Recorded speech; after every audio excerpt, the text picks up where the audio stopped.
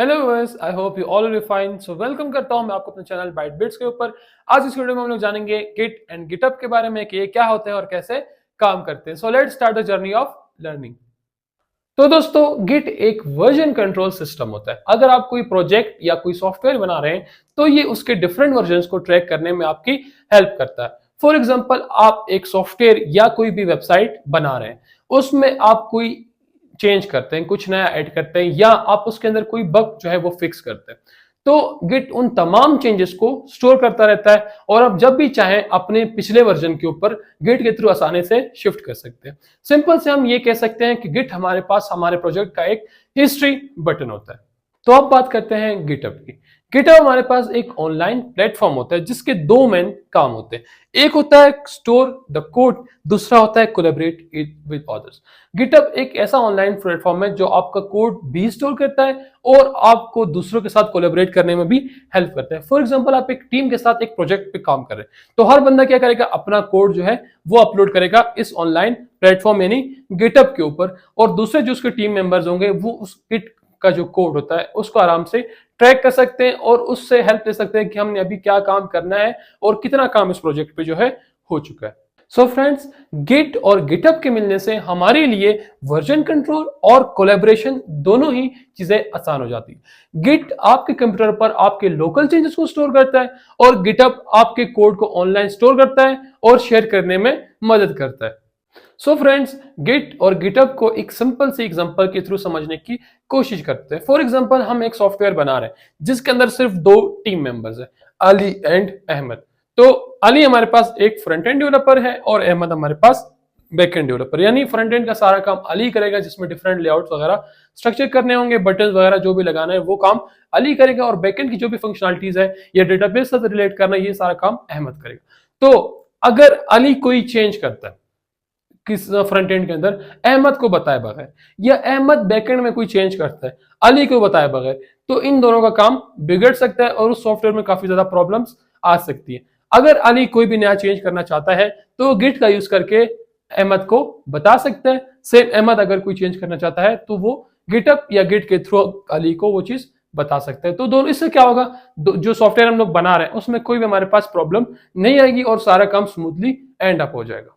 तो दोस्तों, इस वीडियो में हम लोग ये देखेंगे कि किस तरह से हम गिट का यूज करके अपने कोड के डिफरेंट वर्जन्स को ट्रैक कर सकते हैं और कैसे गिटहब का यूज करके उन चेंजेस को अपलोड कर सकते हैं और दूसरों के साथ कोलैबोरेट कर सकते हैं। सो फ्रेंड्स, गिट के बारे में मजीद जाने से पहले हमें एक टर्म वर्जन कंट्रोल सिस्टम के बारे में पता होना चाहिए। वर्जन कंट्रोल सिस्टम क्या करता है, वो हमारे कोड के डिफरेंट वर्जन्स को ट्रैक करके रखता है और हम जब भी चाहे अपने पिछले वर्जन पे आराम से शिफ्ट कर सकते हैं। सेम ये हमारे पास क्या होता है, प्रोजेक्ट का एक हिस्ट्री बटन होता है, इसमें आपके प्रोजेक्ट के डिफरेंट वर्जन स्टोर होते हैं। अगर आप वर्जन कंट्रोल सिस्टम का यूज नहीं करते, फॉर एग्जाम्पल आप कोई प्रोग्राम बना रहे हैं, आप कोई वेबसाइट बना रहे हैं या कोई भी सॉफ्टवेयर बना रहे हैं, उसमें आपको क्या करना होता है, टाइम टाइम कोई ना कोई चेंज करना पड़ता है, तो उन चेंजेस को आपको ट्रैक करना पड़ता है। अगर आप नहीं ट्रैक करते तो अगर आपको पिछले वर्जन पे दोबारा से शिफ्ट होना है तो उस वर्जन पे शिफ्ट होने के लिए आपको काफी ज्यादा कोडिंग करनी पड़ती है, जो काफी ज्यादा टाइम कंज्यूमिंग होती है और काफी ज्यादा कॉस्टली भी होती है। तो उस कॉस्ट और उस टाइम के वेस्ट होने से बचने के लिए हम वर्जन कंट्रोल सिस्टम का यूज करते हैं। वर्जन कंट्रोल सिस्टम के हमारे पास दो टाइप्स होती है, centralised and distributed version control system. Centralise में हमारे पास क्या होता है, सेंट्रलाइज में एक सेंट्रल सर्वर होता है जिससे यूजर्स क्या होते हैं, डायरेक्टली कनेक्टेड होते हैं। यहाँ पे इसकी डायग्राम ड्रॉ की गई, आप यहाँ से देख सकते हैं। अब सिस्टम ए, ये जो यूजर 1 है, ये यूजर अगर कोई भी चेंज कमिट करना चाहता है या कोई भी जो रिमोट सर्वर उससे कोई चीज डाउनलोड करना चाहता है, उस कोड का जो वर्जन है वो डाउनलोड करना चाहता है, तो डायरेक्टली उससे क्या होता है, रिमोट सर्वर से कनेक्टेड होता है। ये काफी ज्यादा फास्ट है, लेकिन इसमें हमारे पास एक प्रॉब्लम आती है। प्रॉब्लम ये है, अगर किसी भी टाइम रिमोट सर्वर आपका ऑफलाइन हो जाता है या उसमें कोई इश्यू आ जाता है, मतलब आप उससे कनेक्ट नहीं हो पाते, तो जो यूजर 1 होगा या कोई भी यूजर होगा वो क्या करेगा, तब तक वो अगर आगे नहीं बढ़ सकता, अगर वो अपने कोड का स्नैपशॉट जो है वो सेव करना चाहता है तो तब तक वो आगे नहीं बढ़ सकता जब तक वो उसको सेव ना कर ले। सेव करने के लिए क्या होगा, दोबारा इस सर्वर के ऑनलाइन आने का वेट करना होगा। जब सर्वर ऑनलाइन आएगा तो यूजर उससे कनेक्ट होगा, वो अपना स्नैपशॉट सेव करेगा, फिर वो आगे जाके कोई प्रोग्राम के ऊपर कोई भी चेंज जो है वो कर सकता है। लेकिन हमारे पास जो ये प्रॉब्लम है ये सोल्व होती है डिस्ट्रीब्यूटेड वर्जन कंट्रोल सिस्टम में। डिस्ट्रीब्यूटेड वर्जन कंट्रोल सिस्टम में हमारे पास एक और सर्वर ऐड कर दिया जाता है। अब ये हमारे पास रिमोट सर्वर हो गया, यहाँ पे हमारे पास एक्स्ट्रा लोकल सर्वर हो गया जो स्पेसिफिक यूजर के साथ कनेक्टेड होगा। इस यूजर का के पास अपना लोकल सर्वर होगा और इसके पास अपना लोकल सर्वर होगा। इसमें जो एक प्रॉब्लम आ रही थी हमारे पास सेंट्रलाइज सर्वर में कि अगर ये ऑफलाइन हो गया तो हमारे पास तब तक वो प्रोग्राम जो है वो आगे नहीं बढ़ सकता जब तक लोकल जो रिमोट सर्वर है वो ऑनलाइन ना आ जाए और उसमें अपना चेंज जो क्या करे उसको हम लोग कमिट ना कर पाए। लेकिन यहाँ पे वाली प्रॉब्लम सॉल्व हो जाती है। हर जो सिस्टम होगा, जो सिस्टम यूजर होगा, वो क्या करेगा, अपना कोड कमिट करेगा लोकल सर्वर के ऊपर, ठीक है। और जब भी चाहेगा लोकल सर्वर से उसको क्या करेगा, पुश कर देगा हमारे पास रिमोट सर्वर पे, या कोई भी चीज अगर उसको वापस चाहिए तो यहाँ से वापस पुल करके लोकल सर्वर के ऊपर ले आएगा। तो यार प्रॉब्लम यहाँ पे सॉल्व होगी। अब अगर कोई भी आपको चेंज कमिट करना है तो आप क्या करते हो, लोकल सर्वर से कनेक्ट हो जाते हो, क्योंकि अगर आपके पास ये वाला सर्वर ऑनलाइन है ऑफलाइन है आपको कोई फर्क नहीं पड़ता। ये कभी भी अगर ऑनलाइन आ जाता है तो वो चेंज आप वहां से क्या करते हो, यहाँ पे पुश कर सकते हो, या अगर आपको रिमोट सर्वर से कोई भी चीज चाहिए तो आप यहाँ से पुल करके लोकल सर्वर के ऊपर उसको सेव कर सकते हो और जब आपको चाहिए उसको आप यूज कर सकते हो। तो फ्रेंड्स गिट हमारे पास एग्जांपल है डिस्ट्रीब्यूटेड वर्जन कंट्रोल सिस्टम की, जिसका वर्कफ्लो हम आगे जाके वीडियो में देखेंगे। फ्रेंड्स गिट को इंस्टॉल करने के लिए आपने सिंपल सा कोई भी ब्राउजर ओपन कर लेना है। ओपन करने के बाद आपने वहां पे गिट को सर्च कर लेना है। सर्च होने के बाद आपके सामने एक वेबसाइट आएगी gitscm.com, आपने वहां से जाके गिट को डाउनलोड करना है। यहाँ आने के बाद आपको एक स्क्रीन टाइप का कुछ नजर आएगा, तो वहां पे जाकर आपको एक लिंक मिल जाएगा डाउनलोड फॉर विंडोज के लिए, वहां पे जाएंगे और यहाँ पे आपको सबसे टॉप पे क्लिक हियर टू डाउनलोड मिल जाएगा। आपने यहाँ पे क्लिक करना है, आपकी डाउनलोडिंग यहाँ से स्टार्ट हो जाएगी। मेरे पास ये ऑलरेडी डाउनलोडेड है तो मैं इसको दोबारा से डाउनलोड नहीं करूंगा, मैं सिंपल उसी को क्या करूंगा, इंस्टॉल कर दूंगा। तो यहाँ से आपके पास एक परमिशन आएगी, आपने उसको क्या कर देना है, यस कर देना है। शायद आपको शो ना हो, ब्लैंक स्क्रीन नजर आए, लेकिन आपने परमिशन क्या करना है, यस कर देना है। उसके बाद आपके पास इस तरह का पेज आएगा, आपने यहाँ से इसको नेक्स्ट कर देना है। एडिशनल आइकन्स को यहाँ से सिलेक्ट कर देना है, टिक कर देना है, या अगर टिक नहीं है तो आप इसको टिक कर देना है, क्योंकि आपको एक आइकन चाहिए होगा डेस्कटॉप पे इसको बार बार ओपन करने के लिए। यहाँ से हम फिर इसको नेक्स्ट कर देंगे, फिर से नेक्स्ट नेक्स्ट नेक्स्ट। अब यहाँ से आपने सिंपल क्या करना है, नेक्स्ट को प्रेस कर जाना है, बाकी चीज़ें वो खुद बाई डिफॉल्ट सिलेक्ट करता जाएगा। अब यहाँ से आपने क्या करना है, इसको इंस्टॉल पे लगा देना है। इंस्टॉलेशन थोड़ी सी लंबी होगी तो हम इसको थोड़ा सा फास्ट फॉरवर्ड कर देते हैं।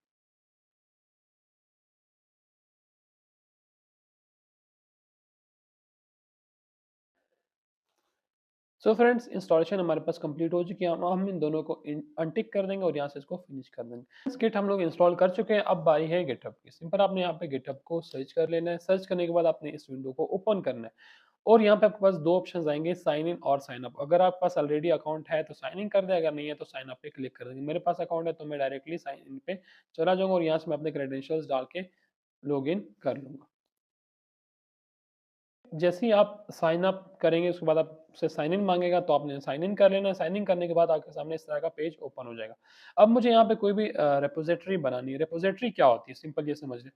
फोल्डर, सिंपल लैंग्वेज में हम फोल्डर कहते हैं, इसको प्रोग्रामिंग की लैंग्वेज में हम लोग डायरेक्टरी कहते हैं और गिट की लैंग्वेज में हम इसको क्या कहते हैं, रेपोजिटरी कहते हैं। तो मैं क्या करूँगा, यहाँ से क्रिएट रेपोजिटरी पे क्लिक कर दूंगा तो यहाँ से मुझे कुछ डिटेल्स मांगेगी। मैं सिंपल से यहाँ पे लिख देता हूँ न्यू रेपो, मतलब नई रेपोजिटरी। अब यहाँ पे चेक करेगा, हाँ आपने ऑलरेडी इस तरह का कोई भी वो बनाया नहीं बनाई रेपोजिटरी तो ये अवेलेबल कर देगा। डिस्क्रिप्शन लिखनी है तो लिख दें, प्राइवेट पब्लिक आप यहाँ पे सेट कर सकते हैं। अगर आप टीम के साथ काम करें तो पब्लिक कर दें, अगर अकेले काम करें तो प्राइवेट कर दें। रीडमी फाइल यहाँ पे ऐड कर दें। यहाँ से हम लोग क्रिएट रेपोजिटरी पे क्लिक कर देंगे। उसके बाद आपकी रेपोजिटरी बनना स्टार्ट हो जाएगी। आपके पास एक रेपोजिटरी यहाँ पे बन गई। अब यहाँ पे एक चीज देखेंगे, वन कमिट। वन कमिट का मतलब क्या होता है कि आपने सिंपल एक चेंज किया। चेंज किया कि आपने रीडमी फाइल इस रेपोजिटरी के अंदर ऐड की थी और इस टाइम पे की थी। अभी नाउ दिख रहा है आपको, बाद में टाइम नजर आना स्टार्ट हो जाएगा। ये कमिट है। अब कमिट को आप यहाँ से चेक भी कर सकते हैं कि क्या चेंज हुआ है। तो यहाँ गिट की रेपो आ गई। अब इतना हम लोगों ने जान लिया, बाकी चीजें हम लोग जानेंगे वीडियो में आगे कि इसको कैसे गिट और गिटहब को कैसे लिंक करना है और उसमें अपने जाके फाइलें कैसे गिट से गिटहब पे शिफ्ट करनी है और वापस वहां से चेंजेस को पुल कैसे करना है। फ्रेंड्स गिट इंस्टॉल करने के बाद सबसे पहला काम होता है गिट की कॉन्फ़िगरेशन करना। कॉन्फ़िगरेशन का मतलब होता है अरेंज करना किसी भी चीज को, ठीक है। तो हमारे पास चार टाइप की कॉन्फ़िगरेशंस आती हैं। फर्स्ट है user name, then email, then text editor या कोर एडिटर, देन हमारे पास आता है डिफॉल्ट ब्रांच नेम और लास्ट में हमारे पास है कि हम इन सेटिंग्स को कैसे चेक कर सकते हैं। तो गिट कॉन्फ़िगरेशन की सेटिंग्स को समझने से पहले हमें इसके लेवल्स पता होना चाहिए। तो गिट की कॉन्फ़िगरेशन तीन लेवल्स के ऊपर होती है, system, global and then local level. System level, for example आप एक कंप्यूटर आपके पास है, उस कंप्यूटर पे के ऊपर मल्टीपल लोग आके गिट पे काम करते हैं और हर बंदे के पास अपना लॉगिन होता है, मतलब मल्टीपल लोग अपने अकाउंट से लॉगिन करते हैं उस एक कंप्यूटर पे, फिर क्या करते हैं उस गिट के ऊपर मल्टीपल चेंजेस को क्या करते हैं, कमिट करते हैं। तो सिस्टम लेवल पर अगर आप कोई भी चेंज करते हैं तो वो चेंज उन तमाम यूजर्स के लिए होता है। वो तमाम यूजर्स, उनके पास जो जो भी प्रोजेक्ट्स पड़े, ये चेंज उन तमाम यूजर्स और उनके तमाम प्रोजेक्ट्स के ऊपर अप्लाई होगा। सेकंड हमारे पास आता है ग्लोबल। ग्लोबल में जिस स्पेसिफिक यूजर ने उस टाइम लॉगिन किया हुआ है या जिसकी आप यूजर आईडी देते हो, सिर्फ उस यूजर के लिए और उसके पास जितने भी प्रोजेक्ट्स पड़े होंगे, ये उन तमाम प्रोजेक्ट्स के ऊपर क्या हो जाएंगी, ये वाली सेटिंग्स अप्लाई हो जाएगी ग्लोबल वाली। थर्ड हमारे पास आता है लोकल।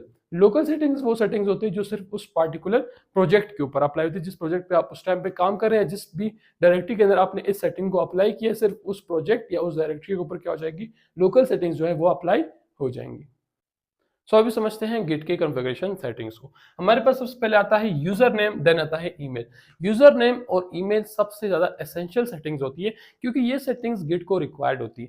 आप गिट के ऊपर क्या करते हो, कोई भी चेंज कमिट करते हो, तो गिट को क्या पता कि ये चेंज किस बंदे ने किया है, किस यूजर नेम या किस ईमेल से ये चेंज हुआ है। अगर एक ही कंप्यूटर पे मल्टीपल लोग काम कर रहे हैं, तो मल्टीपल लोग चेंज कर रहे होंगे, लेकिन गिट को तो सिर्फ एक यूजर नेम पता होगा। तो यहाँ से क्या होता है, इस यूजर नेम और ईमेल से गिट को पता चलता है कि कौन सा चेंज किस बंदे ने किया है और किस टाइम पे किया है। नेक्स्ट हमारे पास आता है डिफॉल्ट टेक्स्ट एडिटर। कभी कभी आपको मतलब कभी भी ऐसा हो सकता है कि आपको टेक्स्ट एडिटर की जरूरत पड़ जाती है वाइल राइटिंग द कोड, तो गिट क्या करता है, वो अपना डिफॉल्ट कोड एडिटर ओपन करके आपको दे देता है। लेकिन काफी ज्यादा लोग उसके साथ कंफर्टेबल नहीं होते, तो यहाँ पे आप क्या कर सकते हैं, आप अपना कोड एडिटर यानी टेक्स्ट एडिटर यहाँ पे सिलेक्ट कर सकते हैं। फोर्थ वन हमारे पास है डिफॉल्ट ब्रांच नेम। ब्रांच क्या होती है, गिटहब के अंदर जिस जगह पे आपने कोड रखा होगा उसको हम लोग एक ब्रांच कह सकते हैं। आपका एक्चुअल कोड पड़ा होता है मेन ब्रांच या फिर मास्टर ब्रांच के अंदर। पुराने टाइम में मास्टर आता था, अब जो है मेन ब्रांच आने लगी है। आपका जो कोड एक्चुअल कोड स्टोर होता है वो मेन ब्रांच या फिर मास्टर ब्रांच, जो भी आपकी डिफॉल्ट ब्रांच होगी उसके अंदर स्टोर होता है। ब्रांचिंग का कंसेप्ट क्या होता है, आप चाहते हैं कि आप उस कोड के ऊपर कोई भी चीज अप्लाई करना चाहते हैं, आप प्रैक्टिस करना चाहते हैं, उसके अंदर कोई चेंज करना चाहते हैं, लेकिन आपको ये देखना है कि यार उसके अंदर अगर मैं कोई चेंज करता हूँ उससे कोई इफेक्ट तो नहीं होता। तो आप क्या करते हो, जो आपकी मेन डिफॉल्ट ब्रांच है उसके अलावा आप कोई भी ब्रांच बना देते हो, यानी उस कोड कॉपी आपको वहां पे मिल जाती है। तो आप उसके ऊपर मल्टीपल चेंजेस अप्लाई करते हो। अगर आप श्योर हो कि यार ये वाला चेंज स्मूथ चल रहा है, तो आप उसको क्या कर सकते हो, मेन ब्रांच के ऊपर देन अप्लाई कर सकते हो। इसका फायदा ये होता है ब्रांचिंग का, कि आपका जो एक्चुअल कोड है वो भी डिस्टर्ब नहीं होता, और मल्टीपल लोग क्या कर सकते हैं, ब्रांचेस बना के उस कोड के ऊपर मल्टीपल चीजें प्रैक्टिस कर सकते हैं। लास्ट हमारे पास आता है चेक गिट कॉन्फ़िगरेशन। हम गिट की कॉन्फ़िगरेशन जो हमने सेटिंग्स की हुई है उसको भी हम चेक कर सकते हैं, ताकि हमने क्या क्या चीजें स्टोर की हुई है, हमारा यूजर नेम क्या है, ईमेल क्या है, कोड एडिटर क्या है, ये सब कुछ हमको वहां पे नजर आएगा और हम उसको जब भी चेंज करना चाहें वहां से चेंज कर सकते हैं। सो फ्रेंड्स, गिट को कॉन्फ़िगर करने से पहले आपने एक फ़ोल्डर बना लेना है, जिस फ़ोल्डर के अंदर आप गिट की तमाम सेटिंग्स और तमाम जो भी आपकी फाइल्स वगैरह होंगे उसको स्टोर करेंगे। तो मैंने एक फ़ोल्डर बनाया गिट ट्यूटोरियल के नाम से। अब यहाँ पे मैं जाके गिट बैश को ओपन करूँगा, राइट क्लिक कर लेना है, यहाँ से ओपन विद गिट बैश कर लेना है, ठीक है। इसको बड़ा करके यहाँ पे हम देख लेंगे कि हमारी जो डायरेक्टरी है वो गिट ट्यूटोरियल के नाम से स्टोर हुई है, और यहाँ पे जो मास्टर लिखा है ये हमारे पास ब्रांच, इसको हम लोग बाद में देखेंगे। सबसे पहले क्या करना है, गिट को इनिशियलाइज करना है। इनिशियलाइज करने के लिए आपने लिखना है गिट इनिट। अब ये कमांड क्या है, कैसे काम करती है, इसको हम लोग बाद में पढ़ेंगे। आपने सिंपल यहाँ पे ये कमांड लिख के इंटर कर देना है। गिट इनिट के बाद वहाँ पे उस ब्रांच के अंदर आपकी क्या हो जाती है, गिट उस डायरेक्टरी के अंदर आपकी जो गिट है वो स्टार्ट हो जाती है, गिट इनिशियलाइज हो जाती है, ठीक है। उसके बाद हम सबसे पहले क्या करना है, अपने यूजर नेम को सेट करना है। उसके लिए आप लिखोगे गिट कॉन्फ़िग। अब गिट इस एप्लीकेशन का नाम है, कॉन्फ़िग यानी कॉन्फ़िगरेशन सेटिंग कर रहे हैं। अब अपने लेवल आगे स्पेसिफाई करना है। मैं कर रहा हूँ ग्लोबल लेवल पे, क्योंकि मैं अपने लैपटॉप पे काम कर रहा हूँ और यहाँ पे मैं अकेला यूजर हूँ। आप जिस हिसाब से चाहे आप अपने हिसाब से उसको क्या कर सकते हैं, चेंज कर सकते हैं। Git config dash dash global. अब यहाँ पे मैंने क्या करना है, सबसे पहले यूजर नेम सेट करना है। मैं लिखता हूँ user dot name. User name set करने के बाद मैं यहाँ पे डबल कोटेशन लगाता हूँ। आपने यूजर नेम के बाद स्पेस देना है, फिर कोटेशन लगा लेनी है, ताकि आपके साथ कोई भी प्रॉब्लम ना हो। Git config space git space config space dash dash global space user dot name space quotation. अब यहाँ पे नाम कौन सा नाम लिखना है, जो हमने गिटअप का अकाउंट बनाया था आपने वो वाला नाम यहाँ पे क्या करना है, लिखना है। आपने आ जाना अपने गिटअप के ऊपर, यहाँ पे आपको जो प्रोफाइल आइकन दिख रहा है यहाँ पे आना है, और यहाँ पे सबसे ऊपर आपको नेम दिख रहा होगा, मेरा नाम ये, तो मैं इसको यहाँ से कॉपी करके वहां पे पेस्ट कर दूंगा। पेस्ट करने के लिए आपको क्या करना है, शिफ्ट और इंसर्ट की को प्रेस करना है। यहाँ पे आपको कंट्रोल सी और कंट्रोल वी नहीं चलने वाला, तो आपको क्या करना है, पेस्ट करने के लिए शिफ्ट और इंसर्ट की को प्रेस करना है। उसके बाद मैं यहाँ पे सिंपल इसको इंटर कर दूंगा, और यहाँ पे हमारा यूजर नेम जो है वो सेट हो चुका है। सेट हुआ है नहीं वो हम बाद में जाके फिर इसको कॉन्फ़िगर भी कर सकते हैं, देख भी सकते हैं कि हमारी सेटिंग सेव हुई है या नहीं हुई। अब मैंने इसके बाद क्या करना है, git config dash dash global again लिखता हूँ, फिर लिखता हूँ यूजर डॉट ईमेल। अब मुझे क्या करना है, यूजर का ईमेल यहाँ पे सेट करना है, फिर स्पेस देता हूँ, फिर डबल कोटेशंस आप ईमेल जो जिस के ऊपर आपका अकाउंट बना हुआ है आपने वो वाला ईमेल क्या कर देना है वहां पे लगा देना है। तो मैं सिंपली यहाँ पे अपना ईमेल एंटर कर देता हूँ। अब यहाँ पे मैं अपना ईमेल स्पेसिफाई कर चुका हूँ, अब मैं इंटर दबाऊंगा तो ये भी यहाँ पे सेट हो जाएगा। थर्ड हमारे पास आता था एडिटर सेट करना, तो उसके लिए सिंपल से दोबारा ही कमांड लिखेंगे git config dash dash global. अब यहाँ पे लिखना है core dot editor. Core dot editor का मतलब है जो एडिटर आप बाय डिफॉल्ट इसके लिए सेट करना चाहते हैं, ठीक है। मैं यहाँ से दोबारा कोटेशन लगाता हूँ और यहाँ पे मैं क्या करूँगा कोड लिखूँ। अब मैं VS कोड को सेट करना चाहता हूँ, आप कोई भी एडिटर अगर सेट करना चाहते हैं उसको डाउनलोड करेंगे, उसको पाथ में यानी इन्वायरमेंट वेरिएबल में उसको क्या करेंगे सेट करेंगे, वो आप कहीं से भी यूट्यूब से सीख सकते हैं। इन्वायरमेंट वेरिएबल्स यहाँ पे आप सिंपल env लिखेंगे तो आपके पास आ जाएंगे। आपने उस पार्टिकुलर जो आपके पास कोड एडिटर है, मेरे पास फॉर एग्जाम्पल VS कोड है, उसका मैं वहां से लिंक कॉपी करूंगा, पाथ कॉपी करूंगा, इन्वायरमेंट वेरिएबल्स के ऊपर आऊंगा, यहाँ से जो पाथ होगा इसके अंदर जाके मैं न्यू पाथ ऐड करके वो जो जो भी हमारे पास पाथ होगा उसको यहाँ पे पेस्ट करके ओके करके यहाँ पे सेव कर दूंगा। तो उसको आप फिर कहीं से भी एक्सेस कर सकते हो अपने लैपटॉप या कंप्यूटर के अंदर।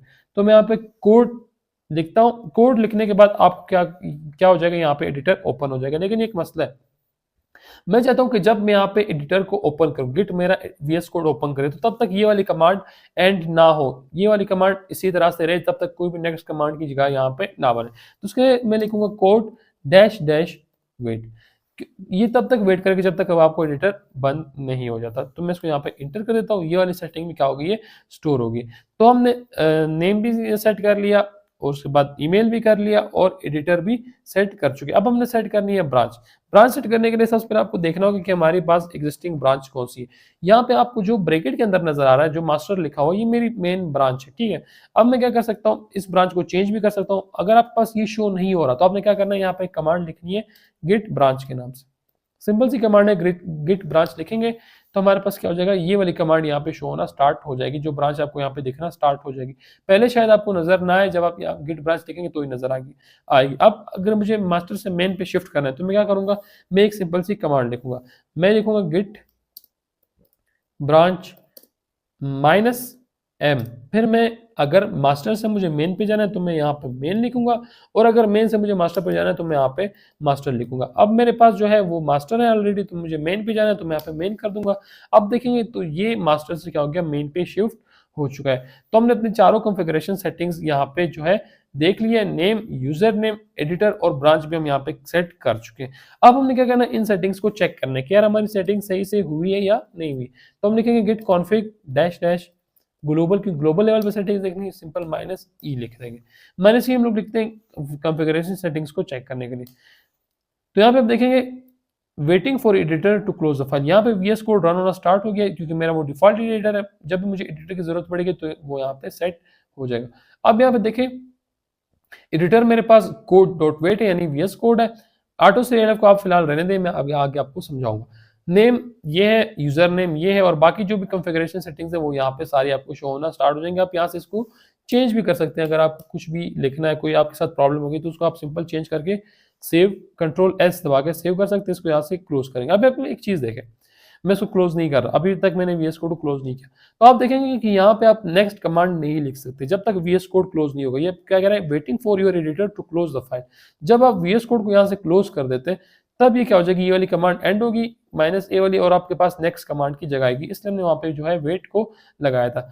तो कॉन्फ़िगरेशन सेटिंग्स हमारे पास VS कोड की यहाँ पे कंप्लीट हो चुकी है। फ्रेंड्स, एक्चुअल कोडिंग स्टार्ट करने से पहले हम गिट एंड गिटहब का वर्कफ्लो समझने की कोशिश करेंगे। तो हमारे पास 5 स्टेजेस आते हैं गिट और गिटहब के वर्कफ्लो के अंदर, जिनमें आता है initialising, staging, committing, pushing and pulling. तो हम इनको एक एग्जांपल के थ्रू समझने की कोशिश करेंगे। स्टेप 1 के अंदर समझ लें, हमारे पास कोई प्रोजेक्ट की डायरेक्टरी, आपके पास जो भी प्रोजेक्ट होगा उसकी कोई ना कोई डायरेक्टरी आपके पास लाजमी होगी, ठीक है। तो उस डायरेक्टरी के अंदर, उस प्रोजेक्ट की जो डायरेक्टरी है उसके अंदर हम लोग सबसे पहले क्या करते हैं, गिट को इनिशियलाइज करते हैं। यानी इस फोल्डर को ये बताते हैं कि अगर यहाँ पे अब कोई भी फाइल ऐड होगी या रिमूव होगी या कोई भी चेंज होगा तो वो क्या हो जाएगा, उसको गिट ट्रैक करेगा, ठीक है। अब स्टेप 1 में सिर्फ ये करते हैं कि गिट उस प्रोजेक्ट के अंदर हम लोग गिट को क्या करते हैं, इनिशियलाइज कर देते हैं।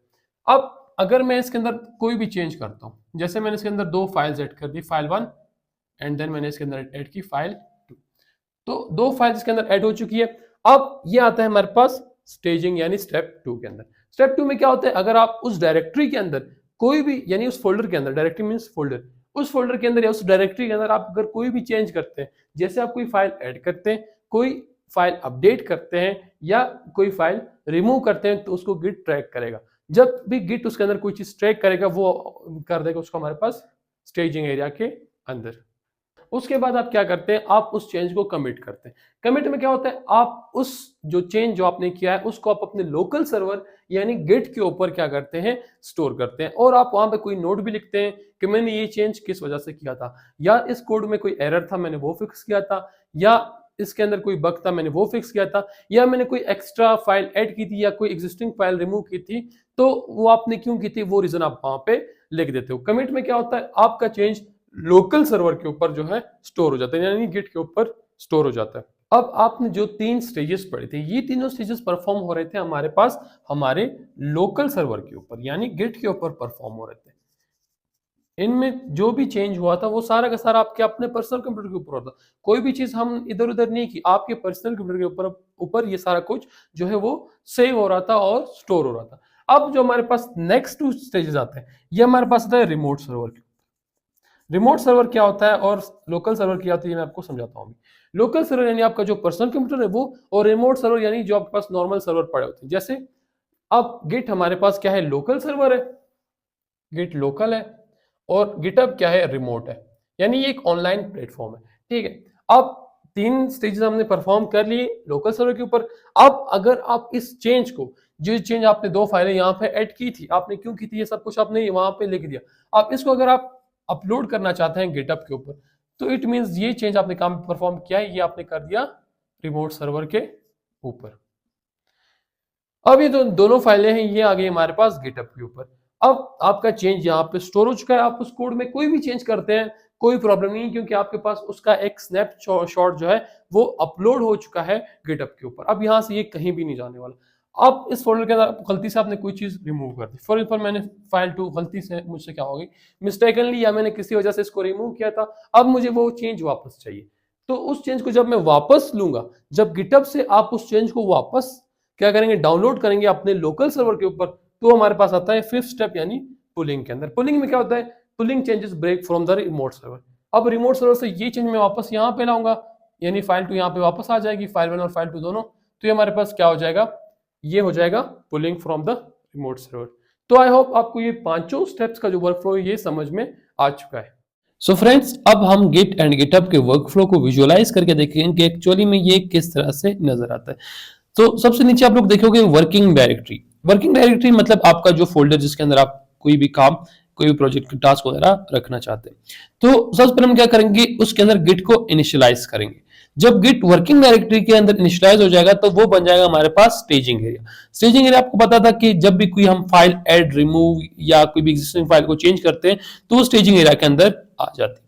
तो स्टेजिंग एरिया में जब हम उस चेंज को कमिट करते हैं तो हमारे पास कहां स्टोर होती है, लोकल रिपोजिटरी के अंदर, यानी गिट के ऊपर स्टोर होता है, लोकल सर्वर के ऊपर वो स्टोर हो जाता है। अब उसके बाद आप ऊपर देखेंगे, जो मैंने कहा था 3 स्टेजेस हमारे पास आते हैं लोकल सर्वर में, और जो बाकी 2 स्टेजेस है वो रिमोट सर्वर के ऊपर परफॉर्म होते हैं। उसमें आप साइड देखेंगे गिट पुश लिखा होगा।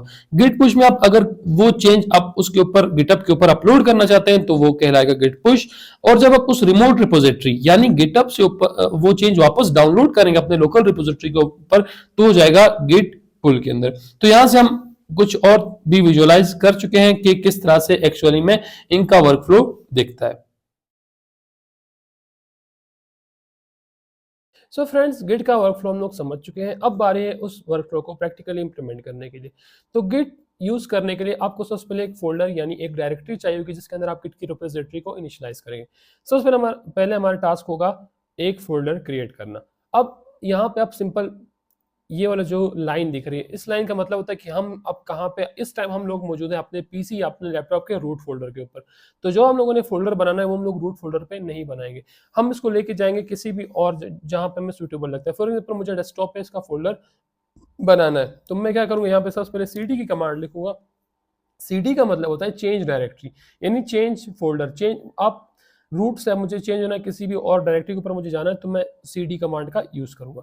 उसके बाद मैंने अपने डेस्कटॉप का जो पाथ है वो कॉपी कर रखा है, मैं इसको शिफ्ट इंसर्ट से यहाँ पे पेस्ट कर देता हूँ। पेस्ट करने के बाद मैं एंटर कर दूंगा। अब आप यहाँ से देखेंगे मैं रूट के अंदर वन ड्राइव और वन ड्राइव के अंदर डेस्कटॉप के ऊपर जो है आ चुका हूँ। डेस्कटॉप के ऊपर आने के बाद मुझे यहाँ पे क्या करना है, अपने लिए एक फोल्डर बनाना है।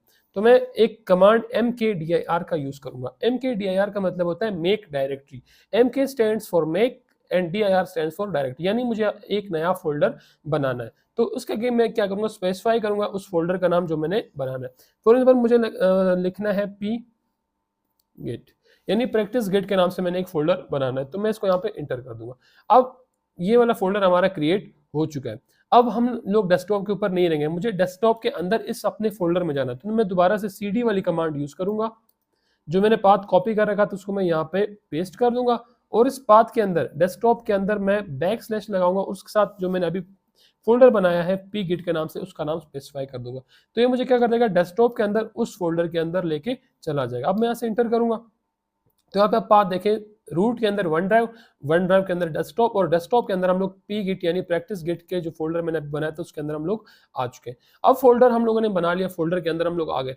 अब उस फोल्डर में हम लोगों ने प्रोजेक्ट का कोई भी काम करना है, तो उससे पहले हम लोग क्या करेंगे, गिट को इनिशियलाइज करेंगे। गिट को इसलिए इनिशियलाइज करेंगे क्योंकि उस फोल्डर के अंदर हम जो भी काम करेंगे उसको गिट ट्रैक कर पाएगा। तो उसकी सिंपल सी कमांड है गिट इनिट के नाम से। और आप लोगों ने कमांड्स के लिए परेशान नहीं होना, मैं आपको डिस्क्रिप्शन में इसका लिंक और उसकी डिटेल्स प्रोवाइड कर दूंगा कि ये कमांड किस वजह से यूज होती है, जो भी कमांड्स हम यहाँ पे यूज करेंगे। और हम कोशिश करेंगे कम से कम कमांड्स के थ्रू इसको समझने की कोशिश करें। तो गिट इनिट यानी गिट को इनिशियलाइज कर दो, इनिट फॉर इनिशियलाइजेशन, ठीक है। इसको इंटर करेंगे, यहाँ पे एक हमारे पास आ गया initialised empty git repository in this path.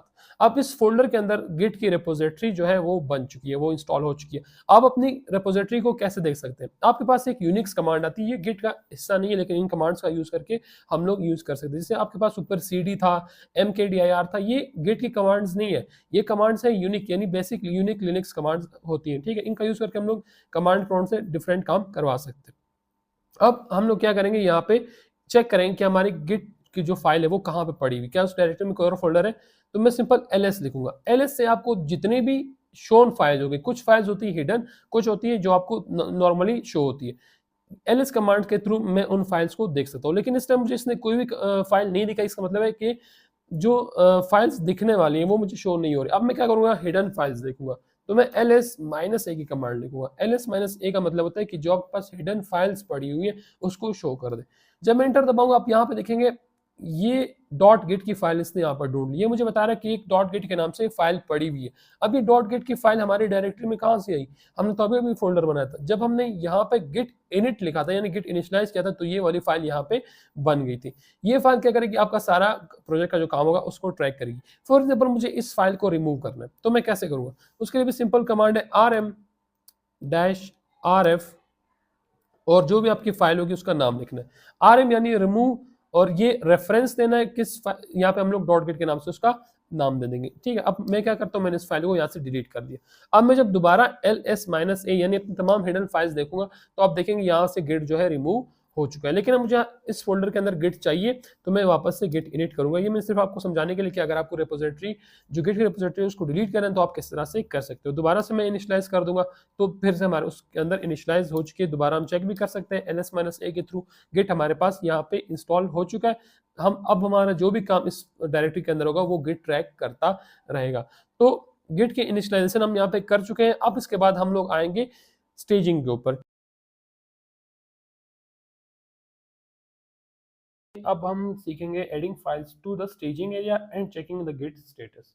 सबसे पहले हम लोग एक फाइल बनाते हैं, एक और कमांड का यूज करके, क्योंकि हमने अभी तक एक भी फाइल नहीं बनाई अपनी डायरेक्टरी के अंदर। तो मैं हाई लिखता हूँ फाइल 1.txt के। मैंने इस टाइम एक फाइल बना ली फाइल 1.txt के नाम से, और उसके अंदर मैंने कंटेंट डाला हाई। और ये किसके थ्रू बना, एक और कमांड के थ्रू बना। एक और हमारे पास कोई गिट की कमांड नहीं है, हम सिंपल एक फाइल बनाने के लिए यूज करते हैं इसको, ये एक यूनिक्स कमांड है। अब मैं एक और फाइल बनाना चाहता हूँ, तो मैं echo hello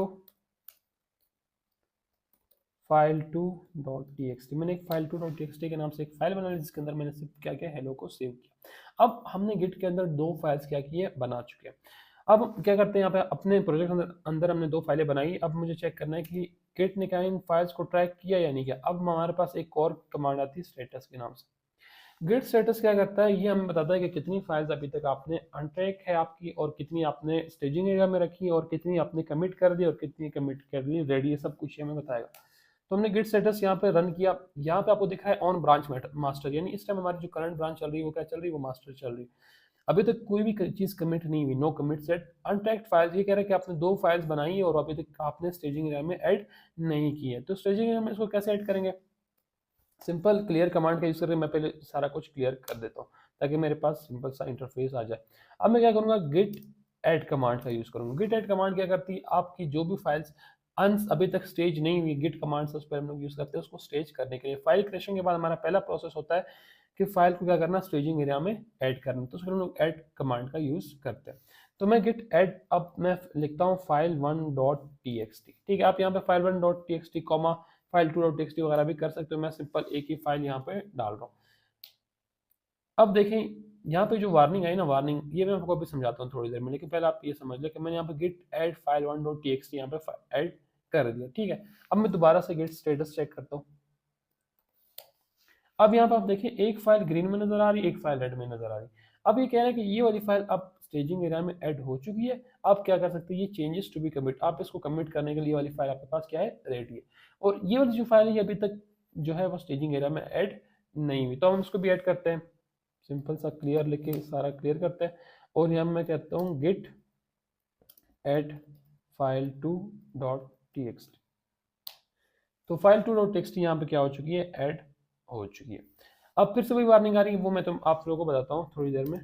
अब दोबारा से गिट स्टेटस देखेंगे तो क्या हो गया, 2 फाइल्स जो है ऐड हो चुकी है और रेडी टू कमिट है। कमिट हम फिलहाल नहीं करें, मैं आपको यही समझाता हूँ। दोबारा से इसको क्लियर करेंगे।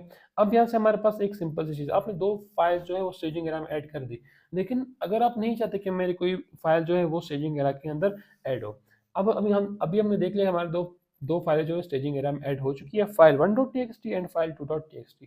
अब आप अगर फाइल रिमूव करना चाहते हैं तो आप क्या करेंगे, गिट रीसेट कमांड का यूज करेंगे। गिट रीसेट आपने जो भी फाइल स्टेजिंग एरिया में डाली उसको दोबारा से निकालने में आपकी हेल्प करता है। तो मुझे क्या करना है, फाइल 1.txt को निकालना है, तो मैं ये वाली कमांड रन करूंगा। अब दोबारा से गिट का स्टेटस चेक करूंगा, तो यहाँ पे देखिए ये वाली फाइल 1.txt इसको दोबारा से क्या कर दिया, अनस्टेज कर दिया, दोबारा से अनट्रैक्ड फाइल्स के अंदर आ चुकी है। अब हम दोबारा से क्या करते हैं, इसको ऐड करते हैं।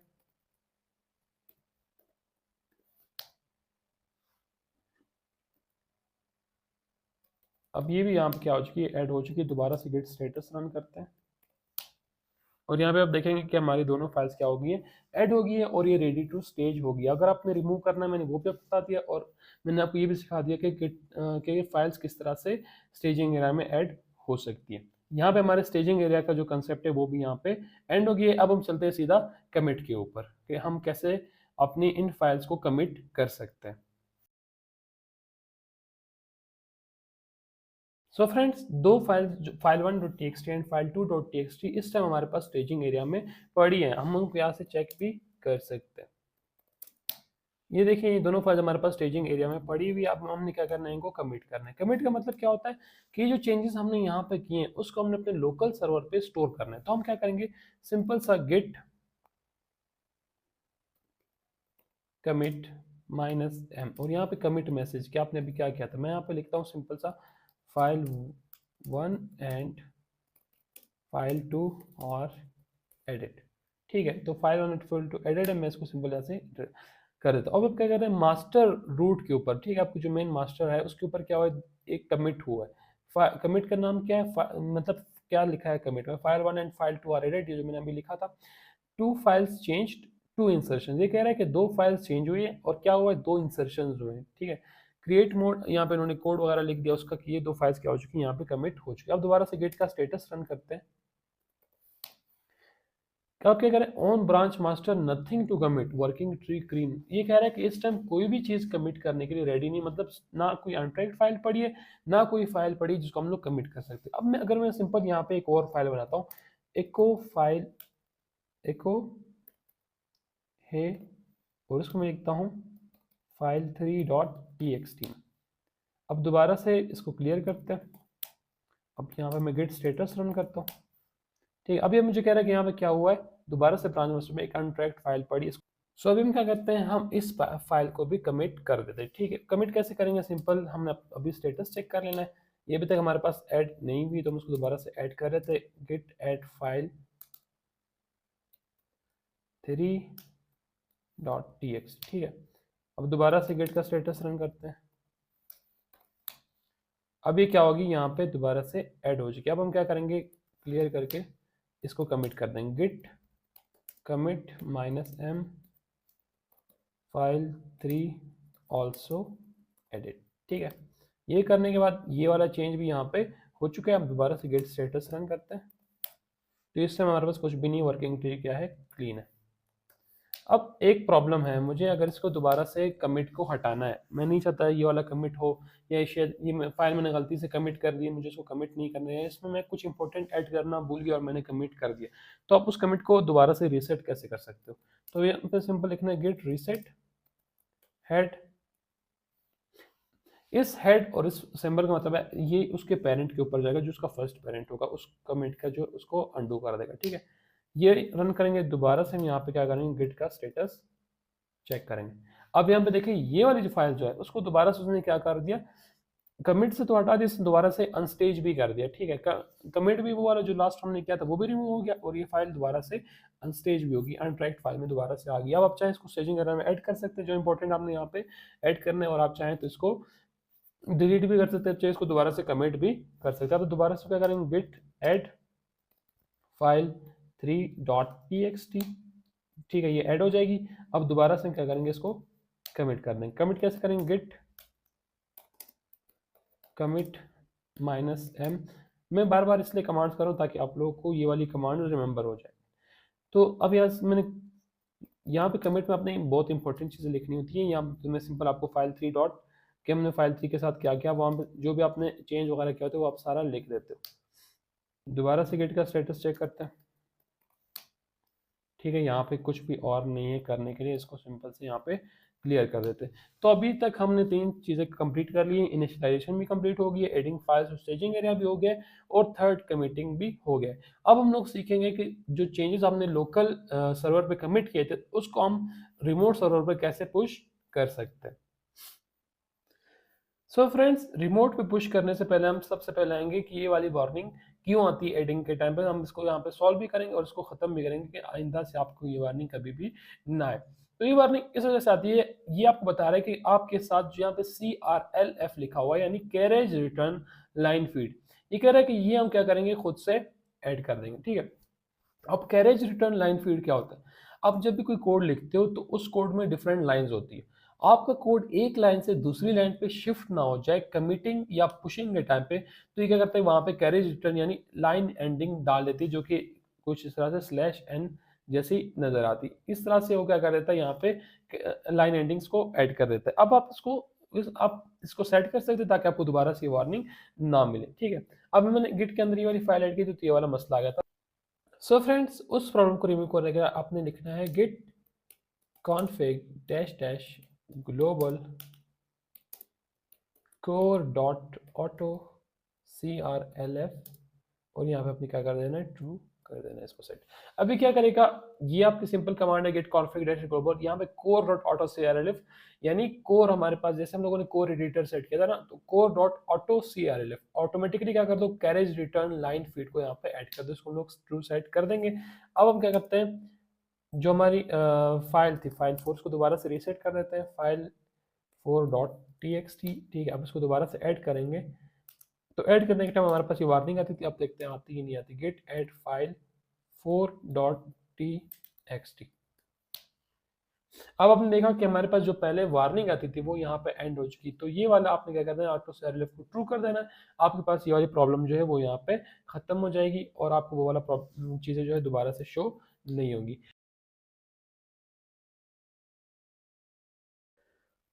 सो फ्रेंड्स, अब हम लोग कैरेज रिटर्न लाइट फीड भी सीख चुके हैं और जो हमारे पहले 3 स्टेज थे वो भी कंप्लीट हो चुके हैं। अब हम सीखेंगे कि अपने लोकल रिपोजिटरी पर जो हम लोगों ने चेंजेस कमिट किए थे उनको हम किस तरह से शिफ्ट कर सकते हैं अपने रिमोट रिपोजिटरी के ऊपर। तो सबसे पहले हम लोग चेक करेंगे हमारे पास रिमोट रिपोजिटरी ऑलरेडी ऐड हुई है या ऑलरेडी रेड से हमारे पास वो एडिट नहीं पड़ी। तो उसके लिए हम लोग सिंपल क्या करेंगे, हम एक कमांड लिखेंगे, कमांड है git रिमोट -v के नाम से। अगर आपके पास ऑलरेडी कोई रिमोट एडिट होगा तो यहाँ पे उसका लिंक आ जाएगा, लेकिन अगर वो एडिट नहीं है तो यहाँ पे सिंपल सा ये वाली कमांड एंड हो जाएगी। तो इस टाइम हमारे पास कोई भी रिमोट रिपोजिटरी ऐड नहीं है, तो हम उसको ऐड कैसे कर सकते हैं? सिंपल हम लिखेंगे git remote add origin, add कर सकेंगे। तो यहाँ पे इस तरह का पास इंटरफेस आएगा, अपने सिंपल न्यू के ऊपर क्लिक करना है और यहाँ से एक नई रिपोजिटरी क्या कर लेनी है, बना लेनी। तो मैं यहाँ पे न्यू गिट के नाम से कोई रिपोजिटरी बनाता हूँ, ठीक है। ये मेरे पास सिस्टम अवेलेबल है क्योंकि इस नाम से मेरे पास ऑलरेडी कोई भी रिपो नहीं है। तो मैं यहाँ पे क्रिएट रिपोजिटरी करता हूँ, थोड़ी सी लोडिंग लेगा और हमारे पास रिपोजिटरी बन के तैयार हो चुकी है। अब हमने सिंपल यहाँ से ये वाला जो लिंक है इसको कॉपी कर लेना है। कॉपी करने के बाद अपने दोबारा से आना है गिट बैश के ऊपर और यहाँ से शिफ्ट और इंसर्ट दबा के अपने ये वाला कोड जो है पेस्ट कर देना है। अब इस टाइम हमारी जो रिमोट रिपोजिटरी है वो सक्सेसफुली ऐड हो चुकी है। अगर आपने दोबारा से चेक करना है कि एडेड है या नहीं, तो अपने यहाँ से git remote -v command set कर लेनी। अब ये वाली रिपो जो हमारे पास ऐड हो चुकी है, आपके पास एक रिमोट रिपोजिटरी ऐड हो चुकी है। फॉर एग्जांपल आपने कोई गलत रिपोजिटरी ऐड कर दी है या आप चाहते हैं कि उस रिपोजिटरी से आप चेंज करें किसी और रिपोजिटरी पर, तो आप दोबारा से इसको डिलीट भी कर सकते हैं। डिलीट करने के लिए आपने लिखना है गिट रिमोट रिमूव ओरिजिन। अब हम दोबारा से इसको चेक करते हैं क्या ये रिमूव हुआ है यानी। तो मैं दोबारा से गेट रिमोट -v लिखता हूँ। अब देखिए आपके पास दोबारा से लिंक नहीं है, जो हमारे पास ऊपर लिंक शो हुआ था अब दोबारा से जो नहीं हो रहा है। इसका मतलब है हमारी रिमोट रिपोजिटरी दोबारा से डिलीट हो चुकी है। अगर आपने इसको दोबारा ऐड करना है तो हमने फिर से वही कमांड लिखनी है गिट रिमोट ऐड ओरिजिन और जो आपके पास लिंक था वो अपने यहाँ पर रख देना है। दोबारा से चेक कर सकते हैं गिट रिमोट -v और हमारे पास जो लिंक है ऐड हो चुका है, यानी हमारे जो रिमोट रिपोजिटरी इस टाइम पे ऐड हो चुकी है। अब हमने अपनी रिमोट रिपोजिटरी सेट कर ली। अब काम है अपने जो चेंजेस हम लोगों ने कमिट किए थे उसको पुश करने का। तो पुश करने के लिए हम सिंपल से लिखते हैं गिट पुश -u। ये कमांड लिखने के बाद अगर आपकी मास्टर्स ब्रांच में तो ऑलरेडी, तो ये आपसे शायद एक और भी कमांड मांग ले। हमने ये एंटर किया। अब ये कह रहा है कि आपके पास जो है this current branch master has no upstream branch, जिसके ऊपर कोई भी ब्रांच नहीं, to push the current branch and set the remote as upstream. ठीक है, आपने ये सिंपल कमांड यहाँ पे लगा देनी और आपका सारा मसला जो है खत्म हो जाएगा। कमांड ये है git push dash dash set dash upstream origin master. अच्छा, कमांड तो हम लोगों ने यहाँ पे लिख लिया, लेकिन ये वाले प्रॉब्लम हमारे पास क्यों आई? क्योंकि गिट जो हमारे मास्टर ब्रांच है, गिट को नहीं पता कि मास्टर ब्रांच से जो हमारे चेंजेस है उनको उठा के जो रिमोट है उस पे जो ओरिजिन नाम नॉर्मली होता है उसको उसके ऊपर चेंजेस को कैसे जो है सेंड करना है, कैसे पुश करना है, कैसे पुल करना है। तो हम उसके लिए ये वाली सिंपल सी कमांड लिखेंगे और यहाँ पे इसको क्या कर देंगे, इंटर कर देंगे। इंटर के बाद ये क्या करेगा, हमसे हमारा अकाउंट मांगेगा। तो यहाँ पे थोड़ी देर में वो जो है लोड होना स्टार्ट हो जाएगा। जो नीचे आपको टास्क बार है वहाँ पे वो कमांड के लिए दिख जाएगा। आपने सिंपल वहाँ से क्या कर देना, अपना अकाउंट सेटअप कर लेना। अभी यहाँ मुझसे अकाउंट मांग रहे तो मैं अपना जो अकाउंट है उसको यहाँ पे सेट कर देता हूँ। अब सेटअप होने के बाद यहाँ से क्या करेगा, जो भी हमारे लोकल सर्वर पे जो भी चेंजेस पड़े थे क्या क्या कर देगा, सबको पुश कर देगा कहाँ पे, हमारे रिमोट के ऊपर। ठीक है, यहाँ पे अब सब कुछ जो हमारा चीज़ें हैं, जो भी हमारी डिटेल्स वगैरह थी, वो सारा का सारा क्या हो गया, पुश हो चुका है रिमोट रिपोजिटरी के ऊपर। सो फ्रेंड्स, हम लोग अपने 4 स्टेजेस को यहाँ तक कंप्लीट कर चुके हैं। हम लोग समझ चुके हैं कि लोकल रिपोजिटरी के ऊपर जो हम लोगों ने चेंजेस कमिट किए थे उसको हम लोगों ने कैसे पुश करना है रिमोट रिपोजिटरी के ऊपर। अब अगर सिंपल से आप समझ लें कि आप एक प्रोजेक्ट के ऊपर काम कर रहे हैं, तो जो हम लोगों ने for example file 1, file 2, file 3 बनाई थी, अब हम लोगों ने पहुंचा दी है कहाँ पे, रिमोट रिपोजिटरी के ऊपर। अब समझ लें कि शायद आपकी टीम में कुछ और भी मेंबर्स हैं, वो भी उस सेम फाइल्स पे काम कर रहे हैं, फाइल्स को बार बार क्या कर रहे हैं, मॉडिफाई कर रहे हैं। तो अगर कोई और बंदा उसके ऊपर कोई चेंज करता है और उसको पुश करता है रिमोट रिपोजिटरी के ऊपर, तो आपको पता होना चाहिए कि किसने उस फाइल में क्या चेंज किया है और आपको उस फाइल का चेंज कैसे पता चलेगा। तो उसके लिए आप लोगों ने सिंपल सा एक कमांड लिखनी है, गिट पुल ओरिजिन मास्टर। ओरिजिन आपकी रिमोट रिपोजिटरी का नाम है और ब्रांच का नाम है रिमोट रिपो पे जो आपकी ब्रांच है, और मास्टर क्या है आपकी लोकल रिपोजिटरी पे जो ब्रांच है उसका नाम। अगर आपको सिंपल इंटर करना है तो ये क्या कर देगा, चेकिंग स्टार्ट कर देगा। उसके बाद ये आपको बता देगा कि ऑलरेडी अप टू डेट, यानी उस फाइल में कोई भी ऐसा मॉडिफिकेशन किसी बंदे ने नहीं किया। रिमोट रिपोजिटरी के ऊपर जो आपकी फाइल्स पड़ी है उसमें कोई भी ऐसी मॉडिफिकेशन नहीं हुई जो आपको पता होना चाहिए। सो फ्रेंड्स, यहाँ तक हम लोगों ने अपने 5 स्टेजेस कंप्लीट कर लिए। तो फ्रेंड्स, इस वीडियो में इतना ही। अगर आप लोगों को वीडियो अच्छी लगी है तो वीडियो को लाइक और चैनल को सब्सक्राइब करना मत भूलिएगा। मिलते हैं नेक्स्ट वीडियो में, तब तक के लिए अल्लाह हाफिज।